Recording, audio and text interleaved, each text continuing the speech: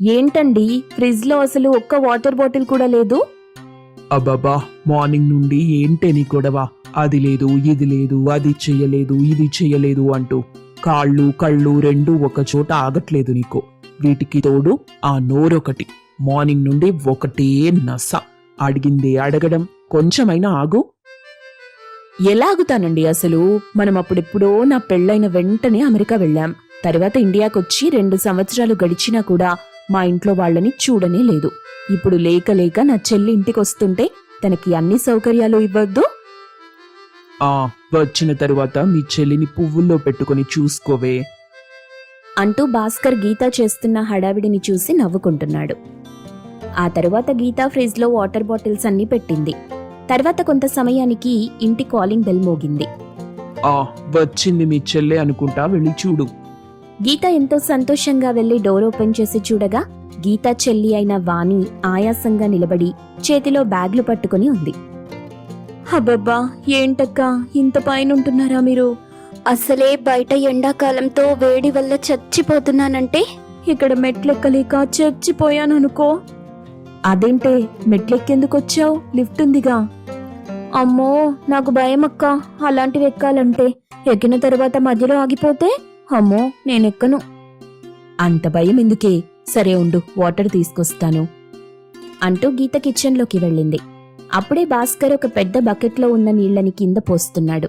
అది చూసిన వాణి, ఏంటి బావా నీళ్లన్నీ అలా కింద పోస్తున్నావేంటి? ఏం లేదు వాణి, స్నానం చేద్దామనుకున్నాను, కానీ వాటర్లో వెంట్రుకలున్నాయి, అందుకే పారబోస్తున్నాను. భాస్కర్ మాటలకి వాణి ఆశ్చర్యపోయి, ఏంటి బావా వెంట్రుకలున్నాయని అన్ని నీళ్లు పారబోసావా? బకెట్ వాటరే కదా వాణి. అయినా మా అపార్ట్మెంట్ కి పెద్దగా వాటర్ ప్రాబ్లం అంటూ ఏం లేదులే. ఒకవేళ ఉన్నా కూడా 1000 రూపాయలు పెడితే చాలు, పెద్ద వాటర్ ట్యాంక్ వస్తుంది.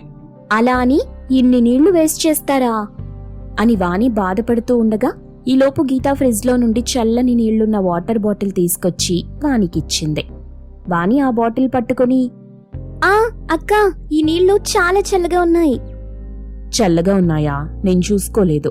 అయినా ఈ ఎండాకాలంలో ఈ మాత్రం కూల్ వాటర్ తాగకపోతే ఎలా అంటూ గీత వాటర్ బాటిల్ తీసుకెళ్లి అందులో ఉన్న నీటిని సింక్లో పోస్తుంది. అది చూసిన వాణి, అక్కా ఏం చేస్తున్నావక్కా? నువ్వే కదా చెప్పావు నీళ్లు బాగా చల్లగా ఉన్నాయని. అందుకే సగం నీళ్లు తీసేసి హాట్ వాటర్ పోస్తాను. అందుకోసం సగం నీళ్లు అందులో పారబోయడం ఎందుకు? ఇంకో బాటిల్లో పోయొచ్చు కదా. వాణి, ఇదేమైనా బంగారమా చెప్పు? నీళ్లే కదా. సరేరా తిందాం. ఆ తర్వాత సాయంత్రం నిన్నొక చోటుకి తీసుకెళ్తాను, నువ్వు చాలా ఎంజాయ్ చేస్తావు అంటూ గీత తన చెల్లి వాణితో కలిసి తినేసి చాలాసేపు కబుర్లు చెప్పుకున్నారు. అలా కొంత సమయం తరువాత, వాణి రెడీ అయ్యావా? లేట్ అవుతుంది, తొందరగా రా.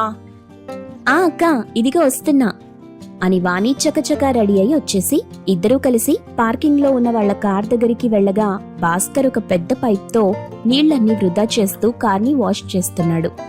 అబ్బా, మీరు మళ్ళీ కార్ని వాష్ చేస్తున్నారా?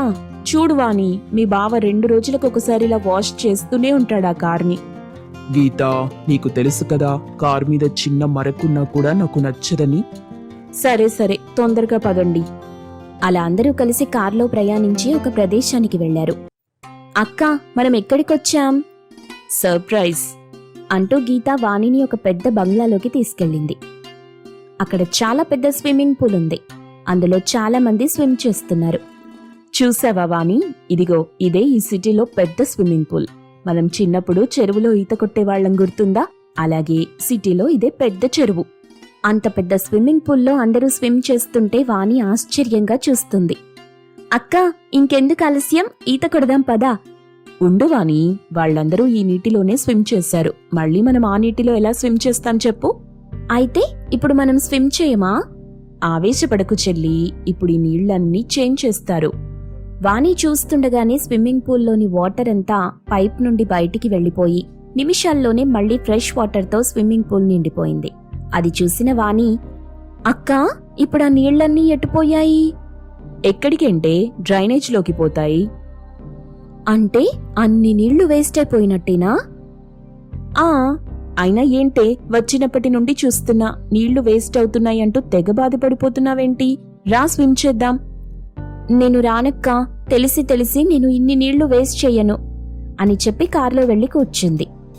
దాంతో గీతకి ఏం చెయ్యాలో అర్థం కాక దిక్కులు చూస్తుంది. తర్వాత కొన్ని రోజులు కూడా వాణి అక్కడ ఉండలేక, అక్క నేను ఊరెళ్ళిపోతాను, నేనిక్కడ ఉండలేను. అదేంటే ఉన్నపలంగా ఊరెళ్తానంటున్నావు? సరే ఎలాగూ ఎండాకాలమేగా, మేం కూడా వస్తాం ఊరికి, నేను కూడా ఊరు చూసినట్టుంటుంది.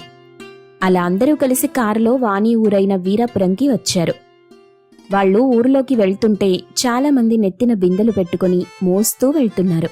అది చూసిన భాస్కర్, ఏంటి వాణి, ఊళ్ళో వాళ్ళందరూ ఎక్కడికెళ్తున్నారు బిందెలలా మోసుకుంటూ?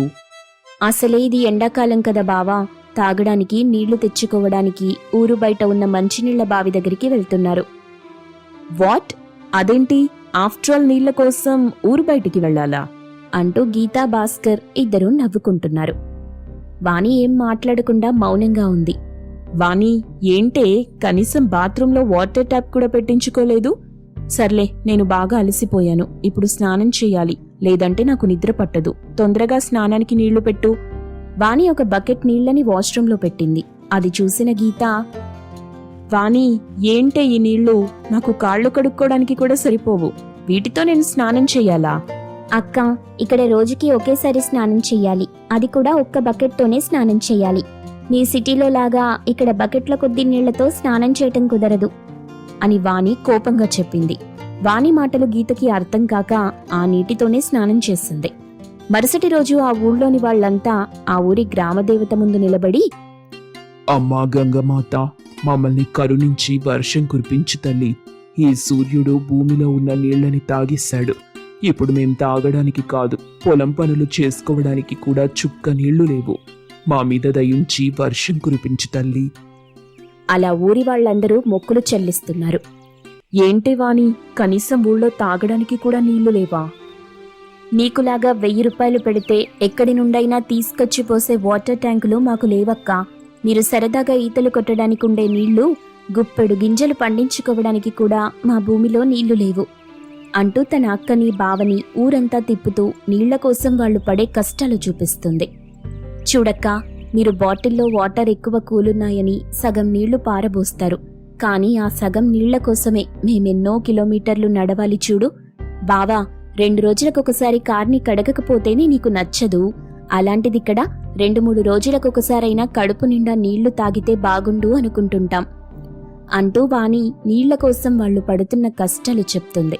అప్పుడు గీతాకి వాళ్లు ఎన్ని నీళ్లని వృధా చేస్తున్నారో అర్థమైంది. వాణి, నాకిప్పుడు అర్థమైందే, నువ్వెందుకంతలా మా మీద కోప్పడ్డావో. ఇన్నాళ్ళు మేమెన్నో డబ్బులు సంపాదించి చాలా ఎంజాయ్ చేశాం, ఇక నుండి ఇలా నీళ్ల కోసం కష్టపడే ఊళ్ళకి సాయం చేయడానికి చూస్తాం అని చెప్పి అప్పటి నుండి గీత ఇంకా భాస్కర్ ఇద్దరూ కలిసి చాలా గ్రామాలలో వాటర్ ట్యాంకులు కట్టిస్తూ సిటీలో నీళ్లని ఎలా పొదుపుగా వాడాలో అందరికీ చెప్పటం మొదలెట్టారు.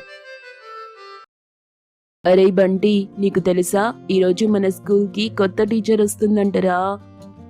అవునా? కొత్త టీచర్ అంటే మనల్ని మంచిగా చూసుకుంటుంది కావచ్చురా. సార్ అయితే మనల్ని కొట్టి కొట్టి చంపేసేవాడు కావచ్చు, కానీ టీచర్ కదా, మనమేం తప్పు చేసినా కూడా ప్రేమగా చెప్తుంది. త్వరగా వెళ్ళి క్లాస్ రూమ్లో కూర్చుందాం పదరా, టీచర్ వచ్చే టైం అయింది అని ఇద్దరూ మాట్లాడుకుంటూ వెళ్లి క్లాస్ రూమ్లో కూర్చున్నారు. అప్పుడే క్లాస్ రూమ్కి వచ్చిన జ్యోతి నేరుగా తన క్లాస్మేట్ అయిన సీను దగ్గరికి వెళ్లి, సీను, నేను నిన్న నీకిచ్చిన నోట్బుక్ ఇవ్వవా? అయ్యో జ్యోతి, నేను ఆ నోట్బుక్ని ఇంట్లోనే మర్చిపోయి వచ్చాను. సీను, నేను నీకు ముందే చెప్పాను కదా ఆ బుక్ని మర్చిపోకుండా తీసుకురమ్మని. అవును చెప్పావు జ్యోతి, కానీ అంటూ సీను ఏదో చెప్పబోతుండగా అప్పుడే క్లాస్లోకి సరోజ అనే కొత్త టీచర్ వచ్చింది. సరోజ నేరుగా సీను ఇంకా జ్యోతి దగ్గరికి వెళ్ళింది. ఎంత ధైర్యం మీ ఇద్దరికి నా క్లాస్ రూమ్లో, అది నా ముందు ఒక అమ్మాయి అబ్బాయి మాట్లాడుకోవడమా? మిమ్మల్ని నేను చాలా డిసిప్లిన్లో పెట్టాలి. ఏ అమ్మాయి, నీ పేరేంటి అని కోపంగా అడిగింది సరోజ. అప్పుడు జ్యోతి భయపడుతూ, జ్యోతి మేడం, అది సీనుకి నిన్న నోట్బుక్ ఇచ్చాను, ఆ నోట్బుక్కే అడుగుతున్నాను మేడం. ఏంటి, నీ నోట్బుక్ని ఒక అబ్బాయికి ఇచ్చావా? ఇందుకు నేను నీకిచ్చే పనిష్మెంట్ ఏంటంటే బుక్ తల మీద పెట్టుకుని నిల్చొనుండాలి. ఒకవేళ కూర్చున్నావే అనుకో, వారం రోజులు అలాగే పనిష్మెంట్ ఉంటుంది. వెళ్ళి నోట్బుక్ పెట్టుకుని నిల్చో అని కోపంగా చెప్పింది. దాంతో జ్యోతి భయపడుతూ వెళ్లి కొన్ని బుక్స్ తల మీద పెట్టుకుని నిల్చుంది. ఈరోజు లంచ్ కూడా చేయకుండా అలాగే ఉండాలి. అలాగే టీచర్. సీను, నువ్వు ఈ బెంచ్ ని తల మీద పెట్టుకుని స్కూల్ అయిపోయే వరకు గ్రౌండ్ అంతా పరిగెడుతూ ఉండు. ఒకవేళ మధ్యలో ఆగావే అనుకో, 2 బెంచ్లతో పరిగెత్తిస్తాను. వెళ్ళి పరిగెత్తు. సరోజ గట్టిగా అరిచి చెప్పగా సీను భయపడిపోయి బెంచ్ ని తల మీద పెట్టుకుని పరిగెత్తడం మొదలెట్టాడు. అలా ఆ రోజంతా జ్యోతి నిల్చొని ఉంటుంది. ఇంకో పక్క సీను గ్రౌండ్ అంతా బెంచ్ ని మోస్తూ పరిగెడుతూ ఉన్నాడు. అలా సాయంత్రం అయింది. జ్యోతి నిల్చొని కాళ్ళు చచ్చుబడిపోయాయి. సీను మాత్రం పాపం నడవలేకపోతున్నాడు. చూశారా, ఇక నుండి ఎవరైనా స్కూల్లో అమ్మాయి అబ్బాయి ఇద్దరూ కలిసి గనక మాట్లాడుకుంటే ఇంతకంటే పెద్ద శిక్ష ఉంటుంది, జాగ్రత్త అని సరోజ అందరికీ వార్నింగ్ ఇస్తుంది. అందరికీ ఇంకో విషయం, అందరూ ఎప్పటిలాగా స్కూల్కి 10 గంటలకొస్తే కుదరదు. రేపటి నుండి 8 గంటలకి అందరూ స్కూల్లో ఉండాలి. ఏ ఒక్కరూ కూడా ఆలస్యంగా వచ్చినా శిక్ష మాత్రం అందరికీ ఉంటుంది, జాగ్రత్త. సరోజ అలా చెప్పి వెళ్లిపోయిన తరువాత క్లాస్ స్టూడెంట్స్ అందరూ ఒకరి ముఖాలొకరు చూసుకుంటున్నారు. అరే ఏంట్రా ఈ టీచర్ ఇలా ఉంది? నేనింకా లేడీ టీచర్ కదా, మనల్ని ప్రేమగా చూసుకుంటూ మనం ఏదైనా తప్పు చేసినా కూడా ఏమనకుండా ఉంటుందనుకున్నా. కానీ ఇక్కడ చూస్తే అసలు మనం ఏం చేయకపోయినా కూడా శిక్ష వేసేలా ఉంది. అవునరా బంటి, ఇలా అయితే మనం స్కూల్కి కాదు వచ్చేది, నరకానికే. మరుసటి రోజు అందరూ స్కూల్కి 8 గంటలకే వచ్చారు. కాని వాణి అనే అమ్మాయి మాత్రం కొద్దిగా లేట్గా వచ్చింది. నేను నీకు నిన్ననే చెప్పానుగా 8 గంటలకే స్కూల్కి రావాలని. నేనంటే అసలు భయం లేదా నీకు? సారీ టీచర్, ఇంట్లో మా అమ్మ లేదు. మా నాన్నకి నేనే వంట చేసి పెట్టాలి, అందుకే ఆలస్యమైంది. నాకలాంటి సాకులేం చెప్పొద్దు. నేను నిన్న చెప్పినట్టుగా ఒకరు లేట్గా వచ్చినా అందరికీ శిక్ష ఉంటుంది. స్టూడెంట్స్ అందరూ గ్రౌండ్లోకి వచ్చి ఈ రోజంతా హై జంప్స్ చేస్తూ ఉండండి అంటూ స్టూడెంట్స్ అందరినీ గ్రౌండ్లోకి పిలిచింది. పాపం స్టూడెంట్స్ అందరూ గ్రౌండ్లోకి వచ్చి హై జంప్ చేస్తూ ఉన్నారు. అలా కొంతసేపటికి స్టూడెంట్స్ అందరూ అలసిపోయి రొప్పుతూ ఆయాసపడుతున్నారు. అది చూసిన సరోజ, ఎవరైనా ఆయాసం వస్తుందని ఆగారో వాళ్ళని ఇంటికి కూడా పంపించకుండా రాత్రంతా ఇలాగే జంప్ చేయిస్తా. సరోజ మాటలకి స్టూడెంట్స్ భయపడిపోయి వాళ్ల బాధని అణుచుకుంటూ హై జంప్ చేస్తూ ఉన్నారు. అలా స్కూల్ టైం కాస్త అయిపోయింది. అప్పుడు బంటి ధైర్యం చేసి సరోజ టీచర్ దగ్గరికి వెళ్లి, టీచర్, స్కూల్ టైం అయిపోయింది కదా, ఇంటికి వెళ్ళొచ్చా అని భయపడుతూ అడిగాడు. అప్పుడు సరోజ టీచర్, ఏంటి మీరింటికెళ్తారా? ఇంటికెళ్ళేం చేస్తారు? టీవీ చూస్తారా? మీరు సాయంత్రం 6 వరకు ఎక్కడికి వెళ్ళడానికి వీల్లేదు. అందరూ కూర్చోండి, ఇప్పుడు క్లాస్ చెప్తాను. ఇక నుండి మీకు మార్నింగ్ 8 నుండి ఈవినింగ్ 6 వరకు స్కూల్ ఉంటుంది. అందరూ బుద్ధిగా చదువుకోండి. అంతేకాదు, ఇక నుండి సండే హాలిడే కూడా ఉండదు అని సరోజ టీచర్ తన రూల్స్ అన్నింటినీ చెప్పేసి సాయంత్రం 6 వరకు క్లాసులు చెప్పింది. అమ్మో, ఈ టీచర్ మనల్ని చంపేసేలా ఉంది. ఒకటే చదువు చదువు అంటూ మనల్ని టార్చర్ చేస్తుంది. అదొకటేనా? టీచర్ అసలు ఎన్ని రూల్స్ పెట్టింది? పొద్దున్నే రావాలి, సాయంత్రం ఎప్పుడో పోవాలి, ఫ్రెండ్స్ తో మాట్లాడొద్దు, ఎగ్జామ్స్ లో 100కి 100 రావాలి, లేదంటే ఎన్ని మార్క్స్ తక్కువ వస్తే అంతకి 10 రెట్లు దెబ్బలు. నా వల్ల కావట్లేదు అని. అలా స్టూడెంట్స్ అందరూ వాళ్ల బాధలు ఒకరికొకరు చెప్పుకుంటూ ఉన్నారు. అలా కొన్ని రోజులు గడిచిపోయాయి. బంటి, నీకొక విషయం తెలుసా?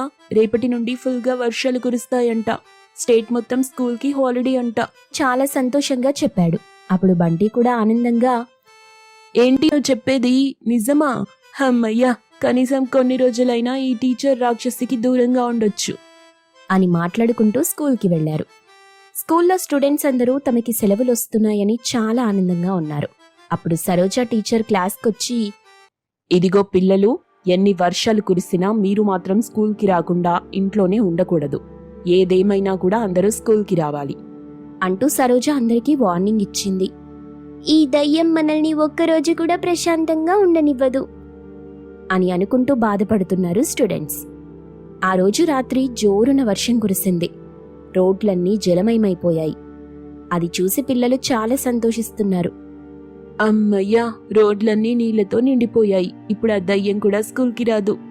అలా పిల్లలు సంతోషంగా ఉన్నారు. అప్పుడు సరోజ, పిచ్చి పిల్లలు, నేను ఈ వర్షంలో స్కూల్కి రాననుకున్నారు. కానీ వాళ్ళకి నా గురించి తెలీదుగా అంటూ సరోజ తన ఇంటి పెరట్లో మూలకి పడున్న ఒక పాత బోట్ తీసుకుని నీళ్లలో వేసి బోట్ని నడిపించుకుంటూ ఒక్కో స్టూడెంట్ ఇంటికి వెళ్లి అందర్నీ తన బోట్లో ఎక్కించుకుని స్కూల్కి తీసుకెళ్ళింది. అరే అజయ్, ఏంట్రా ఇది? ఈ టీచర్ సునామీ వచ్చినా కూడా మనల్ని స్కూల్కి తీసుకొస్తుంది. అవునరా, చచ్చినా కూడా లేపి మరీ మనకి చదువు చెప్పుద్ది. అలా పిల్లలందరూ భయపడుతున్నారు. సరోజ పిల్లల్ని చదువు చదువు అంటూ టార్చర్ చేస్తుంది. ఇదిగోండి పిల్లలు, ఇంకో నెల రోజుల్లోనే మీకు ఎగ్జామ్స్. ఇక నుండి రాత్రిళ్ళు కూడా మీరిక్కడే ఉండి చదువుకోవాలి. రాత్రింబవళ్ళు నిద్రపోకుండా చదవాలి అని సరోజ ఆ రోజు నుండి స్టూడెంట్స్ని రాత్రి కూడా స్కూల్లోనే ఉంచి నిద్రపోనివ్వకుండా చదివిస్తుంది. అలా నెల రోజుల పాటు పిల్లల్ని నిద్రపోనివ్వలేదు. ఇదిగో స్టూడెంట్స్, రేపే మీకు ఎగ్జామ్స్ కాబట్టి ఒక్కరు కూడా ఫెయిల్ అయినా వాళ్ళని రోజంతా పరుగెత్తిస్తా. స్టూడెంట్స్ అందరికీ నిద్ర సరిగా లేకపోవడంతో చాలా నీరసించిపోయారు. తీరా ఎగ్జామ్స్ రాయడం కోసం వెళ్తుండగా స్టూడెంట్స్ అంతా కళ్ళు తిరిగి కింద పడిపోయారు. వెంటనే అందరినీ హాస్పిటల్కి పంపగా డాక్టర్ వాళ్ళని చెక్ చేసి, ఏంటమ్మా నువ్వు? అసలు నువ్వు టీచర్వా? పిల్లల్ని కనీసం నిద్ర కూడా పోనివ్వవా? నీ పైత్యం వాళ్ళ ప్రాణాల మీదకొచ్చింది అని డాక్టర్ సరోజని తిట్టాడు. అంతమంది పిల్లలు తన వల్ల హాస్పిటల్ పాలవడంతో సరోజకి తను చేసిన తప్పు అర్థమైంది. పిల్లలు, మీరందరూ నన్ను క్షమించండి. చదువు చదువు అంటూ నేను మిమ్మల్ని ఇలా హాస్పిటల్ పాలు చేశాను. ఇక నుండి మీకు నచ్చినట్టుగా ఉండండి అంటూ సరోజ టీచర్ మారిపోయి స్టూడెంట్స్కి ఫ్రీడమ్ ఇచ్చి వాళ్ళని ప్రేమగా చూసుకుంటూ ఉంది.